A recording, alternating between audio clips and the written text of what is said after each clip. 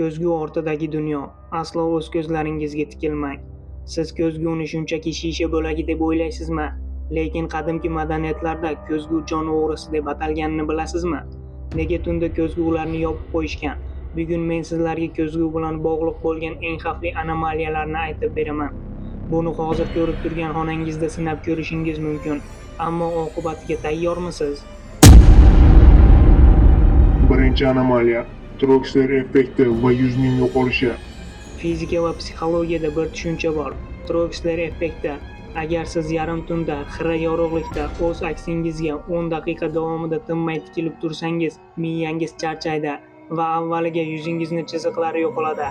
Keyin esa ko'zgu uchidan sizga o'zingiz emas, butkul begona, dahshatli bir maxluq qaray boshlaydi. Ba'zi tadqiqotchilarning aytishi bo'yicha, bu shunchaki miyaning xatosi emas, bu ko'zgu uchidagi u bilan nigohlarning to'qnashgan lahzasi. Ikkinchi anomaliya ikki ko'zgu koridori, chaqirilmagan mehmon. Hech qachon ikki ko'zguni bir-biriga qaratib qo'ymang. Bu astral koridorni ochadi. Cheksizlikka qarab ketgan o'sha akslaringiz orasida 7 yoki 12 akslaringizdan biri sizdan mustaqil harakat qilayotgan bo'lsa, agar u ko'zgu uchida sizga qarab yaqinlashib kelayotgan bo'lsa, xonani darhol tark eting.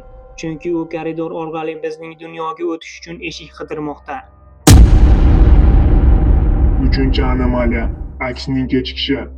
Siz o'ylaysizki, aksingiz siz nima qilsangiz shuni takrorlaydi. Hozir ko'zguga qarang, kulib ko'ring, qo'lingizni ko'taring, hammasi joyidami? Lekin shunday guvohliklar borki, ba'zida aks bir necha soniya kechikadi. Siz burilsangiz ham, lekin aksingiz sizga qarab turaveradi. Agar ko'zgudagi aksingiz sizdan ko'ra sekinroq harakat qilsa, yoki siz kulmayotganingizda ham u sizga jilmayib tursa, demak sizning ko'zguyingiz endi portalga aylangan. Ichkaridagi narsa esa tashqariga chiqishga tayyorgarlik ko'rmoqda. Xulosa va ogohlantirish. Avvalgi insonlar bejizga aytishmagan.